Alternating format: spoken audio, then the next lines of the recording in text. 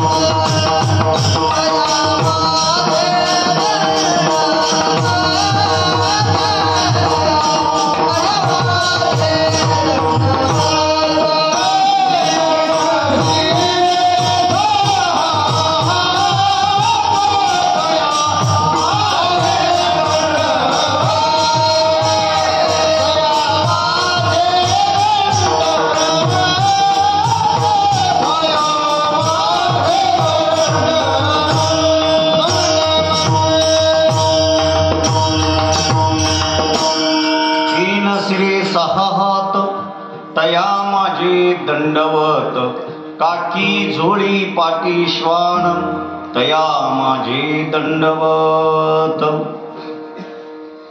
भाग्याचा उदय तेही जोडी संत पाय येथोनिया नुटू माता मरणा वाचोनी सर्वता किंबहुना.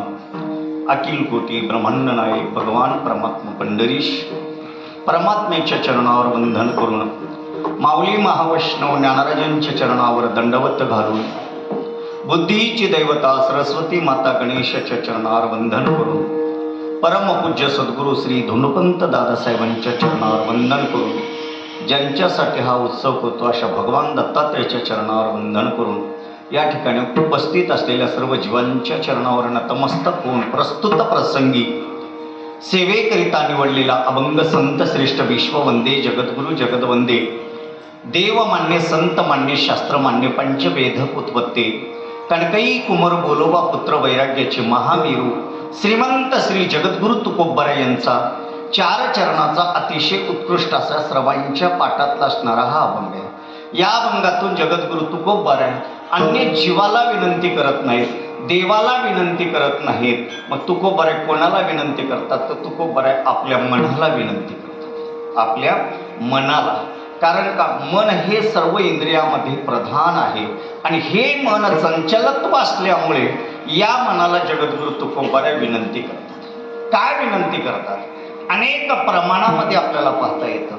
जगद्गुरु तुकोबराच्या अनेक प्रसंगचे अभंग आहेत, पण त्या अभंगापैकी जगद्गुरु तुकोबराच्या 4092 अभंगापैकी हा अभंग तुकोबराने आपल्या मनाला एक अतिशय घट्ट प्रकारे आवडतात. घट्ट म्हणजे कसे? तुकोबरा सांगतात, या जगतामध्ये वावरत असताना, या समाजामध्ये वावरत असताना, या नगरामध्ये वावरत असताना जोपर्यंत मन प्रसन्न नाही तोपर्यंत सर्व कार्य मिथ्य आहेत. मन प्रसन्न असेल तर सर्व कार्य सुखदायी आहेत आणि मन जर प्रसन्न नसेल तर सर्व कार्य दुःखी आहेत. महाराज, मन प्रसन्न असला की त्याच्या जीवनातल्या तिन्ही दुःखाची निवृत्ती. कारण मन प्रसन्न असलं की त्याला समाधान आहे, मन प्रसन्न असेल की त्याला शांती आहे आणि मन प्रसन्न असेल तर त्याला देवाचं दर्शन आहे. ज्याला मनच प्रसन्न नाही त्याला देवाचं दर्शन नाही, ज्याला मनच प्रसन्न नाही त्याला समाधान नाही, ज्याचं मनच प्रसन्न नाही त्याला आनंदही नाही. म्हणून तुकोबरा सर्व इंद्रियापैकी जगद्गुरु तुकोबराने आपल्या मनाला अगोदर होतात. बघा तुम्ही, अनेक प्रमाणामध्ये तुकोबराने मनाला एकत्वता करण्यासाठी प्रयत्न केला. कारण जोपर्यंत मन आवडत नाही तोपर्यंत आपण करत असलेलं कार्य पूर्ण तत्वाला जात नाही. ज्ञानोबराने सुद्धा एका ठिकाणी परमार्थ करत असताना, भजन करत असताना, साधन करत असताना साध्यापर्यंत जर पोहोचायचं असेल तर ते साध्य आठवण करण्यासाठी आपण पहिलं आपल्या मनाला आवडलं पाहिजे. आणि त्या मनाला आवडण्यासाठी ज्ञानोबरा एका ठिकाणी हरिपाठामध्ये सुंदर सांगत असताना सांगतात, एक तत्व नाम दृढ हरे मना,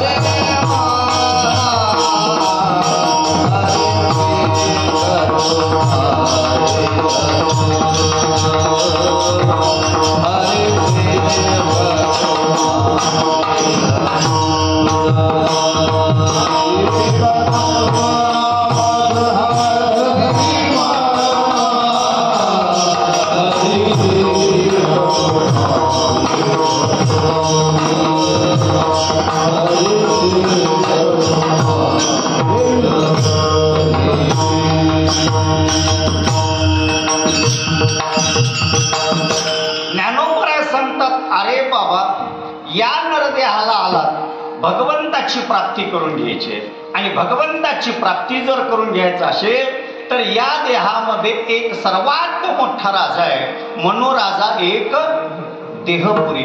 जो राजा आहे त्याचं नाव आहे मन आणि तो मन जोपर्यंत आपण एकाग्र करत नाही, तो मन जोपर्यंत आपण परमात्म्याकडे नेत नाही, त्या मनाला जोपर्यंत आपण आळवत नाही, तोपर्यंत आपलं कार्य पूर्ण होत नाही. कळत नसेल तरी एका मिनिटात उदाहरण सांगतो. आपण सगळेजण आता गव्हातून इकडं आलात, या दत्त भगवंताच्या मंदिरात आलात, या भगवान दत्तात्र्याच्या उत्सवामध्ये आलात. इथं आल्यानंतर तुमचं जर मन प्रसन्न असेल तर आपण इथं आलो याचा फायदा आहे का? जर समजा तुम्ही इथं आलात आणि आता इथं येऊन आणि तुमचं मन जर घरी असेल तर इथे येऊन काही फायदा? बोला ना. काहीच फायदा नाही मला. कारण इथं आल्यानंतर मन इथंच पाहिजे आणि इथं आलात आणि मन तिथं टीव्ही मध्ये राहिलं, काही फायदा? गो इडा अचिनंका महाराज मराठीला చెప్తున్నాం, అలా టీవీలో ఉన్నాయంటే తెలుగులో మంచి మాలిక చేస్తున్నాం. ఇడా అచ్చినాక ఏం సమాధానం లేవు. మన ఎక్కడ పోతున్నాం? ఇంటికే పోతున్నాం. మహారాజ్ అంటున్నా ఇంటికి మనం పోయినా అంటే ఈడ సమాధానం లేవు. ఈడ సమాధానం కావాలి అంటే మన ఈడ కావాలి, आणि मन इडा गावाले అంటే प्रसन्न गावाले, आणि प्रसन्नासाठी तुकोबराय सांगतात, अरे बाबा तुझ्या जीवनामध्ये जोपर्यंत मन प्रसन्न करत नाहीस तोपर्यंत तुला कोणतीच साध्य विषय होत नाही. म्हणून तुकोबराय आणखी एका प्रमाणामध्ये सांगतात, मन करा रे प्रसन्न, मन करा रे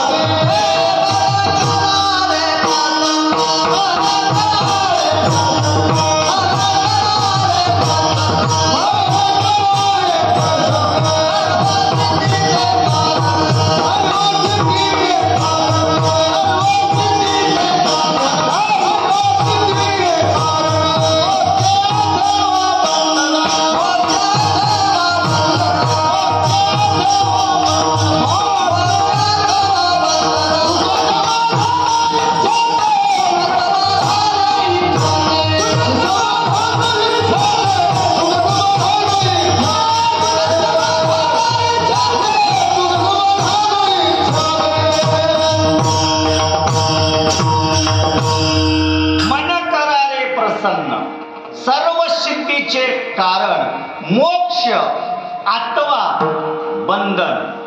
आणि पुढे पुढचा शब्द महत्वाचा आहे, सुख समाधान, पुढे इच्छिते. आणि इडाची नाम काय, प्रति जीव सुखम करून ते आशा होणे म्हणायचे, सुखम करून ते आशा होणे. प्रत्येकाला सुखाची गरज आहे आणि प्रत्येक जण सुखाचा प्रयत्न करतं. माणसाला सुख पाहिजे, सुखासाठी मनुष्य जन्माला आल्यानंतर प्रत्येक जीव प्रयत्न करतोय. एवढं उठारेटा कशासाठी? मग साळ काढायची पहिली आणि पुन्हा लावायचं बी कशासाठी? भोजनासाठी नाही, नाही. हे काढायचं ते लावायचं कशासाठी? सुखासाठी. पत्ती काढायचं मग मात्र साळ लावायचे कशासाठी? सुखासाठी. प्रत्येकाला सुख पाहिजे आणि सुख जर पाहिजे असेल तर समाधान पाहिजे. काय पाहिजे? समाधान. आणि समाधान पाहिजे असेल तर काय पाहिजे? आनंद पाहिजे. आणि आनंद जर पाहिजे असेल तर मन प्रसन्न पाहिजे. जोपर्यंत मन प्रसन्न नाही तोपर्यंत तुमच्या समोर काही जरी ठेवलं तर ते मिथ्या आहे. कळत नसेल तर उदाहरण देतो इकडल्यासाठी. यांना देगलूरला घेऊन जाऊ. कुठं? बाजारला देगलूरला घेऊन जाऊ. देगलूर जवळ आहे ना. देगलूरला घेऊन जाऊ कपड्याच्या दुकानात. कोण्या दुकानात? बट्टल दुकानाला. तीसको आले आता मंचिक साडी म्हणते बरोबर. तिथं घेऊन जावं आणि त्यांना टाकावं, अनेक साड्या दाखवावं. किती जरी साड्या बघितल्या तर त्यांना प्रसन्न वाटतं का? हे नको ते नको, ते नको दुकानदार विचारतो याला कसं माहिती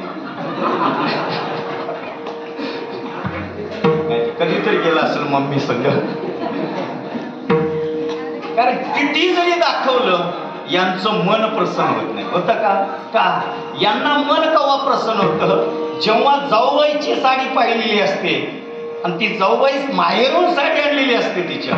मग तिला वाटतं की मी ही असलीच साडी घेतली पाहिजे, तेच कलर तेच डिझाईन आणि ती 500 रुपयाचीच करायला आणि हिला 5000ची का दाखवणार. पण पसंत कोणती पाहिजे तिला असलीच.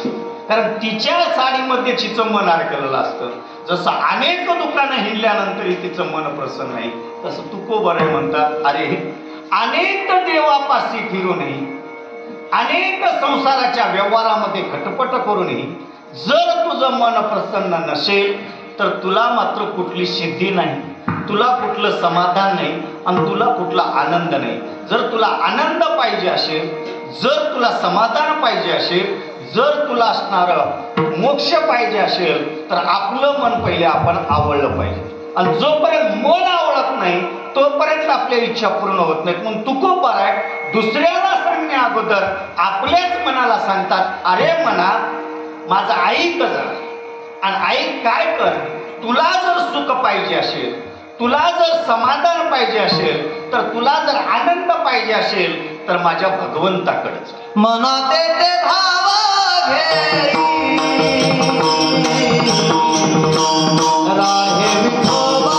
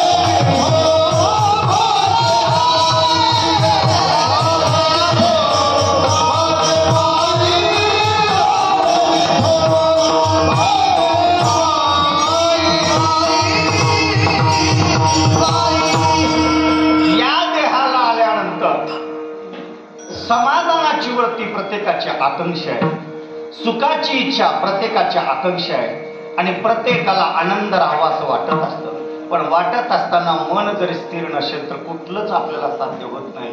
म्हणून तुकोबराय आपल्या मनाला म्हणतात ए बाबा तू दुसरीकडे माया पितामध्ये जाऊ नकोस.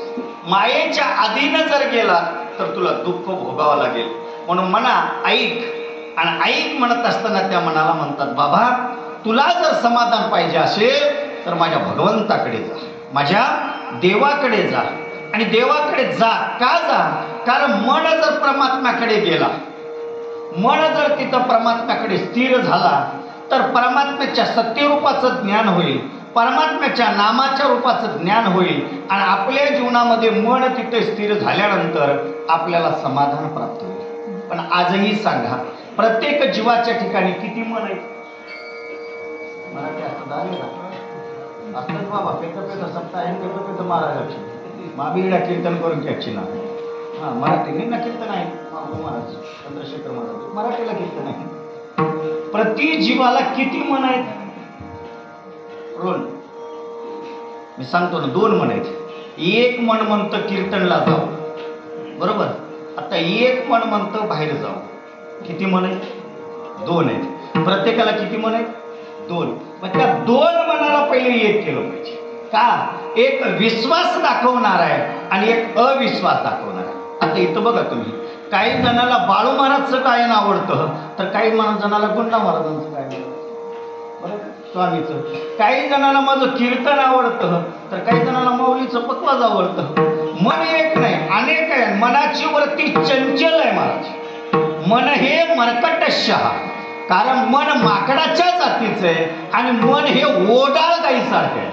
मन ओढाळ ओढाळ. म्हणून मनाला पहिले एकाग्र करणं आणि त्या मनाला एकाग्र करून देवाकडे नेणं. म्हणून तुकोबार आहे आपल्या मनाला सांगतात, ए बाबा परमात्म्याकडे जा. परमात्म्याकडे जा म्हणल्यानंतर एक मन तुकोबाराला म्हणतं, महाराज तुमचं बरोबर आहे, भगवंताकडे जा, पण त्या भगवंताचा पताच मला माहिती नाही. मला पताच माहित नाही आणि पता माहित नसल्यामुळे भगवान परमात्म्याची प्राप्ती कोणत्या साधनेने होते. तुकोबाराय म्हणले तुझंही बरोबर आहे. परमात्म्याचा पता, परमात्म्याचं असणारं दर्शन आणि परमात्म्याची प्राप्ती जर कशानं होत असेल तर ती प्राप्ती आणि ते दर्शन आणि मोक्ष कोणत्या साधनेनं होत असेल तर नाथ महाराज एका ठिकाणी सांगतात, देवाची प्राप्ती करून घ्यायचं असेल तर कोणाचे पाय धरलं पाहिजे? हरी प्राप्तीची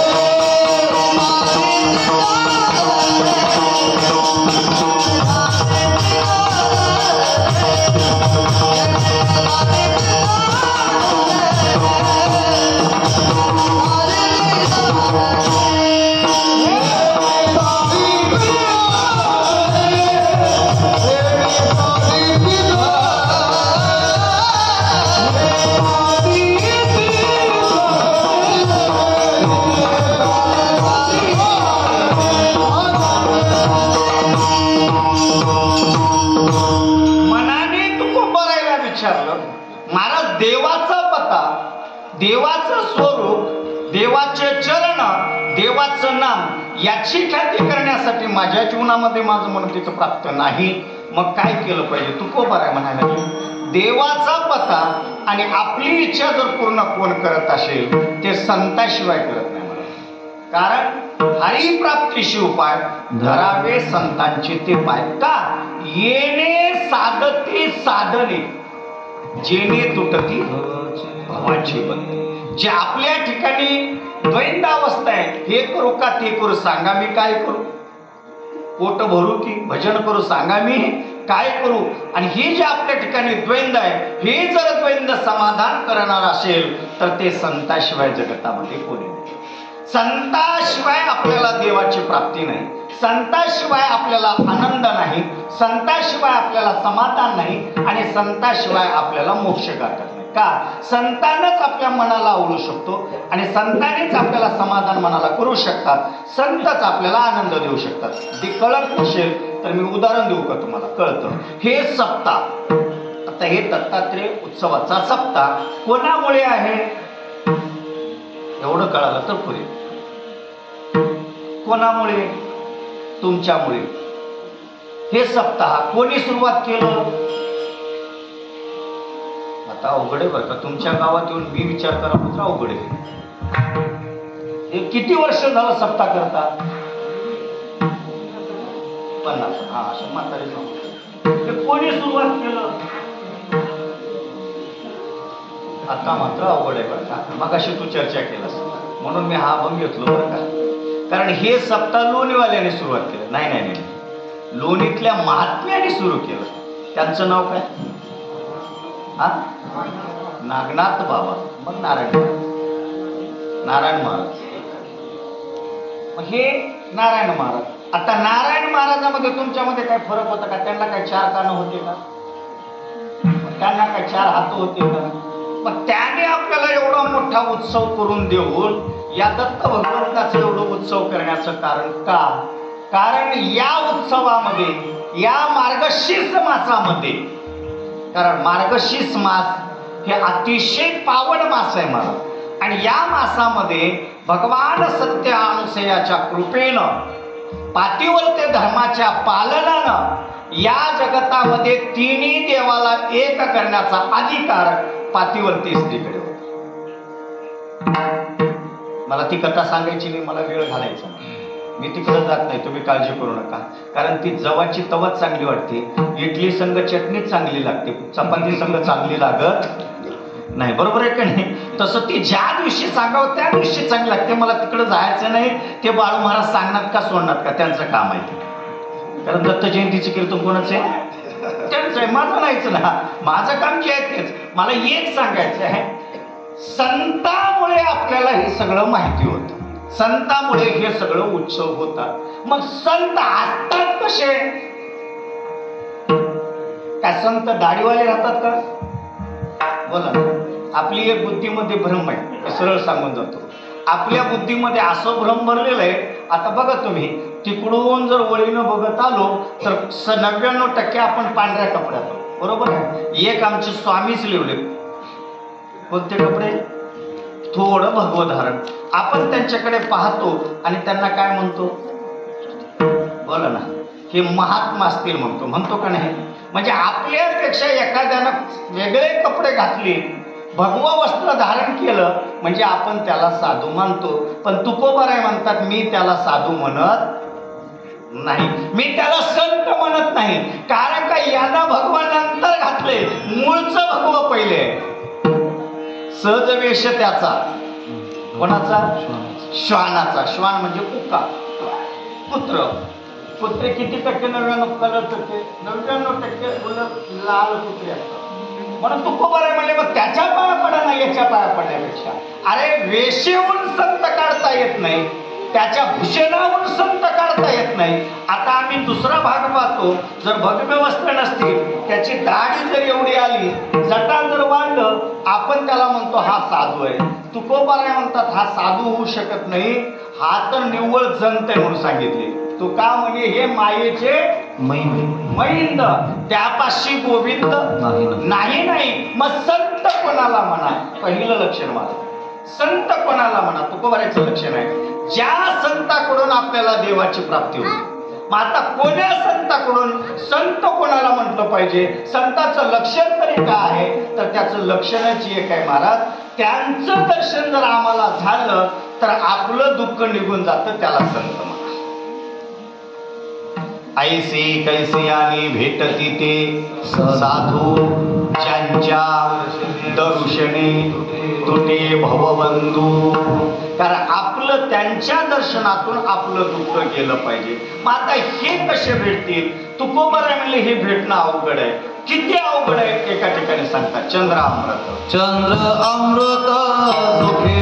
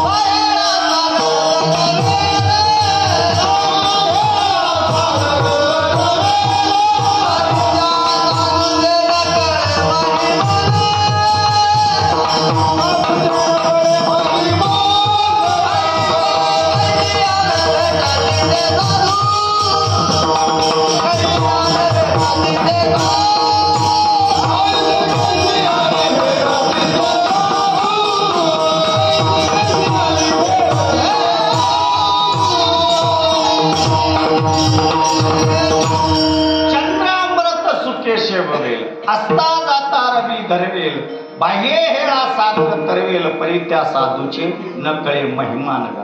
जगद्गुरु तुकोबाराय सांगतात, बाबा खऱ्या साधूचं महिमा, खऱ्या साधूची भेटी, खऱ्या साधूचं दर्शन दुर्लभ आहे. ऐसी कैसी याने भेटत तिथे साधू. त्याला एक प्रमाण आहे. ऐसी ऐसी याने भेटत तिथे साधू. ऐसी ऐसी याने म्हणे कैसी याने काय केलं पाहिजे? तुकोबाराय म्हणतात, साधू आपल्याला भेटतील, साधूचं दर्शन आपल्याला होईल आणि साधू दर्शनातून आपल्या इच्छा सुद्धा पूर्ण होतील. पण याच्यासाठी पहिलं आपलं मन एक केलं पाहिजे. काय केलं पाहिजे? मन एक केलं पाहिजे. आपलं मन एक नाही महाराज, एक आहे का? उगा बघा ना, येथून तुम्ही पंढरपूरला निघाला. कुठे निघाला? पंढरपूरला. आपल्याला दर्शन कोणाचं घ्यायचंय? पांडुरंगाचं. घरातून आपण बॅग भरतो, पांडुरंगाच्या दर्शनासाठी पंढरपूरला निघतो. पण निघाल्यानंतर आपलं मन नीट पंढरपूरला निघतं का? नाही. वाटत तुळजापूरला जाते. कुठं जाते? तुळजापूरला. तुळजापूरचं दर्शन झालं की अक्कलकोटला जाते. अक्कलकोटचं दर्शन झालं की गाणगापूरकडे जाते नाही. आपलं मन स्थिर एका वाटेला जात नाही, म्हणून आपल्याला ते साध्य प्राप्त होत नाही. म्हणून तुकोबाराय म्हणतात, पहिलं मनाला आवडा, मनाला आवडला, मन एकाग्र केला की आपल्याला साधूचं दर्शन होतं. मनी दृढ धरून विश्वास, मनी दृढ धरून विश्वास, मनी दृढ धरून विश्वास,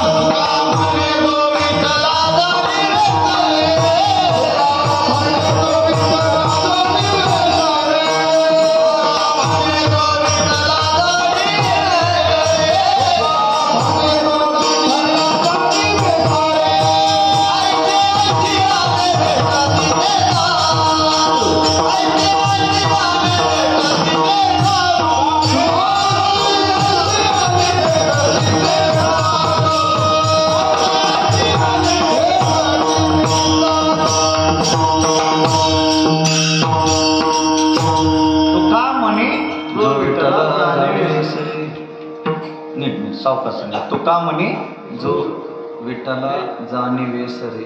हा, जो विठ्ठला जाणीवे सवे. जाणीवे सरे. हा, पुढे बोल ना गेलो होता. मनी धरुनी विश्वास हे शब्द महत्वाचा आहे माझ्यासाठी.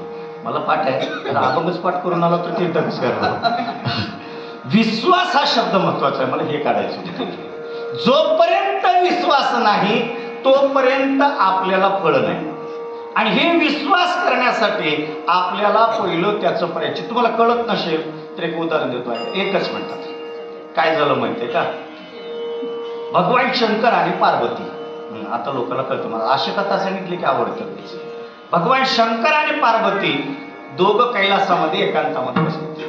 कैलासावर एकांतात बसले असताना भगवान शंकर पार्वती मातेला बोलायला लागले, पत्नीला बोलायला लागले. पत्नीला बोलत असताना कधी कधी पती पत्नीचं भांडण थोडं होऊनच जातं. महाराज, तुझ्यापेक्षा तिनं रूपवान आहे असं जर म्हणलं तर कोण्याही स्त्रीला राग आल्याशिवाय राहत नाही. महाराज, ఇప్పుడు भी భర్త భార్య ఒక్క జగ ఉంటేనే చర్చ చేస్తే సమయ నీ కొరంకి ఆ బిడ్డ మంచిగుండి ఇట్లా చెక్కలా అంటే ఇక్కడ బీపీ हाय हात बीपी हाय अटलाने महाराजा.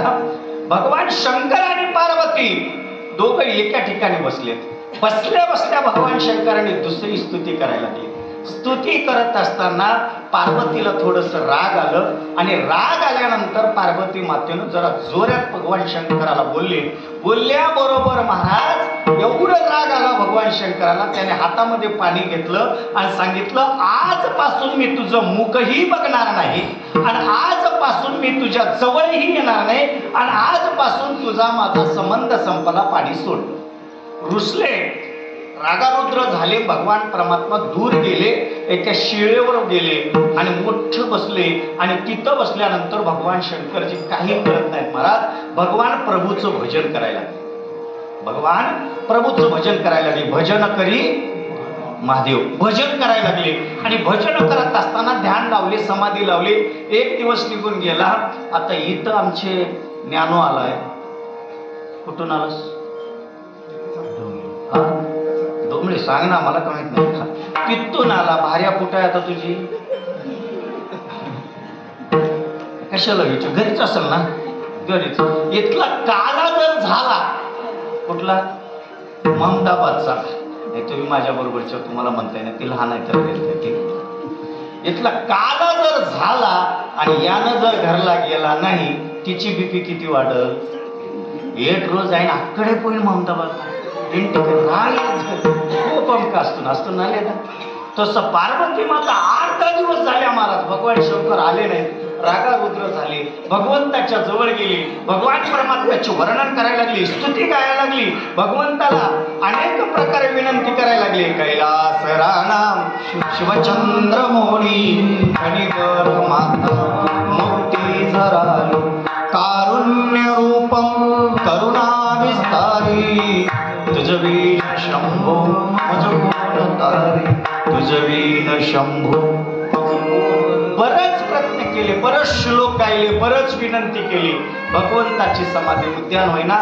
भगवान परमात्मा शंकरजी काही तयार नाही. पार्वती माता आल्या, एकांतामध्ये बसल्या आणि एकांतात बसून सगळे विचार करायला लागल्या, आता माझं कसं होईल, आता माझं कसं होईल. आणि कसं होईल म्हणत असताना, विचार करत असताना पार्वती मातेच्या मनामध्ये एक विचार आला. प्रत्येकाच्या मनाची इच्छा जर पूर्ण कोण करणार असेल तर संताशिवाय दुसरं कोणी करू शकत नाही. कोणाच्या लक्षात आलं? पार्वती माते. एवढं तर ध्यान ठेवा, पार्वतीच्या लक्षात. पार्वतीनं संतांचा धावा करायला लागल्या. संतांचा धावा करत असताना त्या कालामध्ये सगळ्यात श्रेष्ठ त्रिभुवनामध्ये फिरणारा, ज्याचं आजचं टावर आहे जीव, तसं त्याचं टावर होतं नारद. आणि तो नारद भगवंताचं भजन करत करत करत करत करत करत नेमका असणारा कैलासावर आला. कैलासावर आल्याबरोबर पार्वती उठल्या आणि 10वत नारदाच्या जवळ गेल्या, त्याच्या चरणावर वंदन केलं. श्री संताची माथा चरणावरी साष्टांग हे करी दंडवत. नारद म्हणायला लागले, मैया तुम्ही माता आहात, मी तुमचा पुत्र आहे, तुम्ही वंदन करू नका. पार्वतीचा शब्द आहे महाराज, अरे आज तू माझा पुत्र नाहीस, आज तू संत आहेस, आज तू माझ्यासाठी महात्मा आहेस, म्हणून मी आज तुझं दर्शन करायला लागले. नारदाला विचारलं, माझं दर्शन करण्यासारखं झालंय तरी काय, झालंय तरी काय. काय म्हणल्यानंतर तिनं सांगितलं, काय करू म्हणे, उग बसल्या बसल्या चांगलं जेवत होतं म्हणे, काजू कडी आणली होती, नाही तेव्हा होती का नाही मला माहिती नाही, चांगलं धाब्यावरून आणलेलं होतं भाकरी म्हणे, त्याला काय म्हणतो, तंदूर रोटी नाही, हा चांगलं आणलेलं होतं आणि चांगलं आम्ही जेवत होतो. पण जेवता जेवता ते तंदूर रोटी धाब्यावरून आणलेली होती, काजू कडी धाब्यावर होती, म्हणून ते तोंडात गेल्या गेल्या दुष्ट विचार आले. मला बोलायचं ते म्हणून कधी बी हॉटेलचं खाताना लई विचार करून खावं लागते. ते बनवताना जे विचार त्याच्यात येतात ते आपल्या खाण्यामध्ये येतात. तिनं म्हणली, मी ते खाता खाता सहज भगवंताला म्हणले मी किती सुंदर आहे म्हणून. त्यांनी सांगितलं, तुझ्यापेक्षा ती लई सुंदर आहे. मला राग आला आणि राग आल्यानंतर मी अपशब्द वापरले, माझ्यापेक्षा भगवंताला राग आला आणि भगवंताने मला त्यागलं आणि जाऊन भगवान त्यांच्या देवाचं नामचिंतन करत बसले आणि माझ्याकडे पाहायला तयार नाहीत, यायला तयार नाहीत. मी काय करावं म्हणून मी तुझं दर्शन घेतले. का तू संत आहेस आणि तू संत असल्यामुळे तुझ्याकडे विवेक आहे, तुझ्याकडे वैराग्य आहे, तुझ्याकडे ज्ञान आहे आणि तुझ्याकडे मोक्ष आहे. म्हणून मी तुला विचारायला लागलो, माझ्या मनाचं समाधान कर, मनाचं समाधान कर. म्हणल्यानंतर नारदाने युक्ती दिली. नारद सांगितले, मैया आता म्हणे त्यानं तर तुम्हाला बघणार नाही, कारण ती एक वचनीच आहे म्हणे. राम त्याचा गुरु आहे. राम कोणाचा गुरु आहे? शंकराचा गुरु रामप्रभू आहे म्हणे. रामाचं वचन एक वचनी, एक वाणी, एक पत्नी आहे आणि हाही तसंच आहे म्हणे. तुम्हाला किती वेळेस त्यागून दिलाय, तुम्ही म्हणून त्याच्या पाठी लागला म्हणे. बघा विषय आहे आणि खरंच आहे महाराज. भगवंतासाठी पार्वतीनं 8 अवतार घ्यावं लागले, रुसल्या रुसल्या. तसे म्हणायला लागले, तुम्ही म्हणून केला, त्यानं काही तुमच्याकडे येणार नाही, हट्टी आहे. आता काय करू सांग, काही करू नकोस. तुमचा पती जर तुम्हाला पाहिजे असेल तर एक करा म्हणे, माझा ऐक म्हणे. तुझं ऐकायसाठी तो तुझ्या पाया पडायला सांगा, काही करू नका, असं करा. तुमच्याकडे तर पार्वती रूपामध्ये आता येणार नाही आणि तुम्हाला पाहणार सुद्धा नाही. तुमचं दर्शन म्हणजे तुमच्या दर्शनाची अपेक्षा सुद्धा नाही.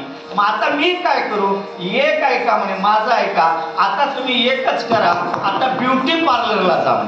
नाही तेव्हा होतं का नाही मला माहिती नाही बरं का. ब्युटी पार्लरला जा आणि आता ब्युटी पार्लरला जाऊन सण्या सुंदरसं तुम्ही तयार व्हा म्हणे. ब्युटी पार्लरला गेल्यावर काय होतं तुम्हाला कुठं माहिती, तिकडल्याला माहिती. तुम्हाला फक्त फेअर अँड लवली माहिती आहे, ब्युटी पार्लर इकडल्याला माहिती आहे. तुम्ही जा सुंदरसं नटा म्हणे. तेव्हा ब्युटी पार्लर नव्हतं, पण मी सांगायला लागलो, तुम्ही आता नंतर सुंदर नटा. पार्वती माता सुंदर त्यांचं नारदाचं ऐकलं, सुंदरसा चेहरा सजवला. सुंदर सजवल्यानंतर सांगितलं, टिकी लावा. लावलं म्हणे. आता काय करा, पायामध्ये सुंदर घुंगरू घाला म्हणे, म्हणजे पैजण घाला घुंगरूचे. घातलं महाराज. काय करू, आता डोक्यावरला पदर पुढे करा म्हणे. असं कुठं करा, पुढे करा, जेणेकरून तुमचा चेहरा त्यांना दिसला नाही पाहिजे. आणि तुम्ही तिथं जा आणि जाऊन देवाच्या समोर नृत्य करा. आणि नृत्य जर तुम्ही करायला लागलात तर तुमची इच्छा पूर्ण होते. म्हणजे नारदा, पतीसाठी नाचणं माझ्यासाठी काही अवघड नाही. मी काही दुसऱ्यासाठी नाचत नाही. कोणासाठी नाचते? पतीसाठी. जाते म्हणे, लगेच गेली, सजवलं, सजवून सगळ्या सुंदर घातलं केलं, गंध लावून घेतल्या, कुंकू लावून घेतलं, सगळं काही सुंदर नटल्या, सुंदरसं वस्त्र परिधान केलं, पदर असा टोपी टाकला, पायामध्ये पैजण घातलं, त्या पैजणला घुंगरू लावलेल्या होत्या. आणि घुंगरू लावलेले पैजण घेऊन भगवान शंकर जिथं ध्यान करत होते तिथं गेले. आणि मी प्रमाण देणार आहे, मी काय खोटं बोलणार ना महाराज नाही, मी प्रमाणावर बोलणारा महाराज आहे. पैजण घातले आणि पैजण घालून सगळ्या तिथं गेले. भगवान प्रभू शिवजी रामनामामध्ये तल्लीन झाले. आणि माझी मैया पार्वती तिथं गेली आणि तिथं जाऊन घुंगरू वाजवायला सुरुवात केली. आणि घुंगरू वाजत असताना भगवंताच्या कानावर गेलं. कानावर गेल्यानंतर भगवंताची समाधी उद्यान व्हायला लागली. आणि उद्यान होत असताना पायातल्या घुंगरूचा आवाज जायला लागला. आवाज जसा जसा गेला तशी तशी भगवंताची समाधी उतरली. भगवंताची समाधी उतरली आणि भगवान परमात्मा डोळे भरून पाहायला लागले. डोक्यावरून पदर घेतलेलं आहे, कंबर नाचायला लागलेली आहे, वाकडी इकडे तिकडे व्हायला लागली आहे. भगवंताला माया उत्पन्न झाली. आणि माया उत्पन्न झाल्यानंतर भगवान परमात्मा काममोहित झाले. आणि भगवान परमात्मा त्या असणाऱ्या शिळेहून उतरले आणि तिला पकडायचा प्रयत्न करायला लागले. पण नारदानं दिलं होतं, रूप दाखवायचं नाही, घरात आल्याशिवाय थांबायचं नाही, आपापल्या घरामध्ये यायचं. नारद सांगितल्याप्रमाणे मैया नाचत नाचत ज्यावेळेस होती, भगवान परमात्म्याची समाधी गेली. तिचं रूप पाहण्यासाठी भगवान खाली उतरले. ही पुढे गेली आणि पुढे जात जात जात जात जात कैलासापर्यंत आली. मध्ये गुंफेमध्ये गेली. गेल्यानंतर भगवान म्हणले, घर तर माझंच आहे, पण कोण आहे एवढी सुंदर, एवढी नृत्य करणारी, एवढी रूपवान कोण आहे? म्हणून भगवंताने असणारा तिला पकडण्याचा प्रयत्न केला. आणि असा भगवंताने मातेचा हात धरला आणि धरून डोक्यावरला असं पदर काढलं. त्यावेळेस पार्वती म्हणली, मीच आहे. याला एकच प्रमाण आहे महाराज, धडक मारली नारदा तसं धडक मारली शंकरा. जसं शंकराला धडक मारल्यानंतर कामानं मोहित करून पार्वतीनं त्याला प्राप्त करून घेतलं. हे कोणाच्या सांगण्यावरून? संताच्या, नारदाच्या. तसं तुकोबाराय म्हणायला लागले, आपल्या मनाची इच्छा पूर्ण जर कोण करणार असेल तर ते संत मायबाप करणार. मग संत नेमके असतात कसे? तर ते रूपावून त्याला काढता येत नाही, तर त्याला गुणावून काढावं लागतं. मग संत गुणावून जर काढायचे असतील तर कोणतं लक्षण आहे? संत त्याला म्हणा ज्याच्याकडे ज्ञान आहे, ज्याच्याकडे विवेक आहे, ज्याच्याकडे वैराग्य आहे आणि ज्याच्याकडे मोक्ष आहे, त्याचं नाव आहे संत. लक्षात आलं? कोणाकडे किती गोष्टी? नालो, ज्ञान, विवेक, वैराग्य आणि मोक्ष ज्या जीवाकडे आहे त्याचं नाव आहे संत. आणि अशा संतांची यदा कदाचित तुम्हाला जर भेट झाली तर त्या भेटीला तुम्ही काय समजा? अभंगाच्या पहिल्याच्या भाग्याचा उदय, भाग्याचा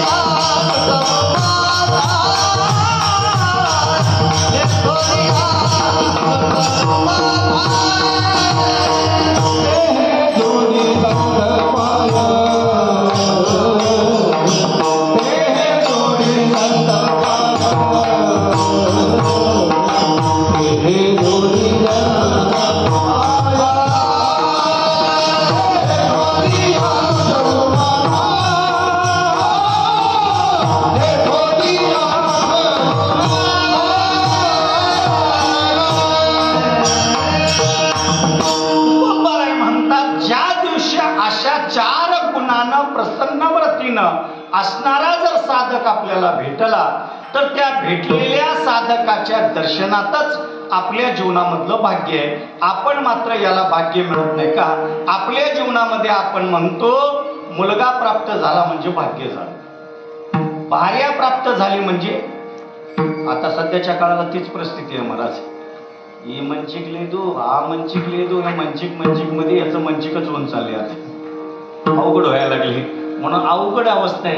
पत्नी मिळणं भाग्य नाही, मुलगा प्राप्त होणं भाग्य नाही, धन मिळणं भाग्य नाही, बोरला पाणी लागलं भाग्य नाही. हे चारही भाग्य दुःख देणारे.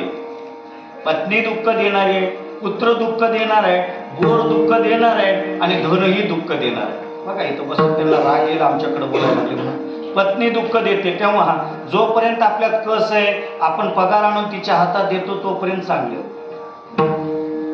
आता आम्ही इथून गेल्या जर पाकिट गेलं तर बरं आहे, पण आम्हाला तेवढं दुःख नाही. आम्ही सगळे अलिप्त होत. ऐका, पाकिट नेऊन दिलं तर बरं आहे, पाकिट नाव दिलं तर पगार. आता तुम्ही विचार करा, तुम्ही एवढी मेहनत करता, साळ काढता, सगळं करता आणि त्यानं येऊन साळ घेऊन जातो व्यापारी, आल्यानंतर पैसे मिळतात डबल. आधी डब्बल देकर किसकून आणते, भाऱ्या समाधान, भाड्या देकर भेटून आणते समाधान.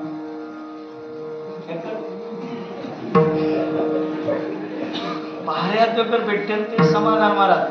आज देकर पैसा भेटते ना आणते मंची पालदीच्या आणि पैसा देकर पहिले तो आणते नीलदीच्या ब्लॅक टी नाही. आज देकर डब्बल पडणं आणते मंचिक नरम नरम इटली लेवा आणते नाईटला जेसे ना अन्नम पोद्दुना आधी फ्राय महाराज. हा लेवा इटली परिस्थिती नाही. त्याच्याकरता तुकोबाराय म्हणतात पत्नी सुद्धा एक दिवशी दुःख देते, मला जास्त जायचं नाही. मुलगा सुद्धा एक दिवशी दुःख देतो. मग दुःख भोगण्यापेक्षा, भाग्य म्हणण्यापेक्षा धन सुद्धा आपल्या हातातून गेलं की दुःख होतं. बोरला लागलेलं पाणी आपण सगळं सायास केलं ना अचानक जर गेलं आपल्याला दुःख होतं. म्हणून तुकोबाराय भाग्य तरी नोहे धन पुत्र द्वारा निकट वास बरा संताप आहे. म्हणून तुकोबाराय म्हणतात त्या संतांची प्राप्ती जर करायचं असेल मन एक करा आणि मन एक करून त्या मनाला प्रसन्न होऊन आणि प्रसन्न मनानं जर भगवंताचं भजन करायला लागलो तर त्या भजनामध्ये तुम्हाला पुण्य प्राप्त होईल आणि त्या पुण्याच्या उदयानं तुम्हाला संतांचं दर्शन होईल. कोणाचं दर्शन होईल? संतांचं दर्शन. आणि ज्या दिवशी संतांचं दर्शन झालं तो दिवस भाग्याचा म्हणा. भाग्याचा उदय तेही जोडी संत पाय. मग ज्या दिवशी संतांचं दर्शन झालं आता तिथून बाजूला जायचं नाही. आपला प्रश्न आहे महाराज, मी प्रत्येकाला विचारतो, तुम्ही भाग्यवान आहात. काल सद्गुरू आले होते बरोबर, दर्शन घेतलं बरोबर, घेतलं की नाही? घेतलं पक्क. बघा मागून नाही म्हणून घेतलं दर्शन बरोबर आहे. ते दर्शन घेतल्यानंतर गुरु महाराजांना कधी तर म्हणलात का माझं उद्धार होतं? कधी नाही. बोला ना, आता काय झालं बोला ना. काल आले होते, दर्शन घेतलात ना तुम्ही, घेतलात का नाही? मग पायी त्यांचे धरलात, दर्शन केलात, पण कधीतरी अंतःकरणानं त्यांना म्हणलात की महाराज माझा उद्धार कधी होतो असं सांगा म्हणलात का? नाही. महाराजा मा कोडकू कोडकू लिहू जरा आशीर्वाद बरोबर. महाराजा मा को बोर लिहू जरा नील हस्तवाले द्यायचे. अरे ह्याच्यात भाग्य नाही महाराज, भाग्य तुमच्या दारात आहे. तर तुम्ही पाया पडल्यानंतर येथून या नटवू मरण जरी आलं तर आपल्या सद्गुरूपासून आपण आपल्या मोक्षाची गाठ घातली पाहिजे. आपण या सायासाची गाठ न घातली पाहिजे. आपण पाया पडतो पण कधी उद्धाराचा विचार करत नाही. तुकोबाराय म्हणतात बाबा संतांची भेट झाली, सद्गुरूची भेट झाली तर मरण जरी आलं तर त्यांच्याकडे मोक्ष विचारलं पाहिजे, नाहीतर आपलं जन्म वाया आहे. तुकोबाराय म्हणतात त्या संतांच्या जवळ येथून या नठवू माता मरणा वाचोनी सर्वता विठ्ठा. विठ्ठल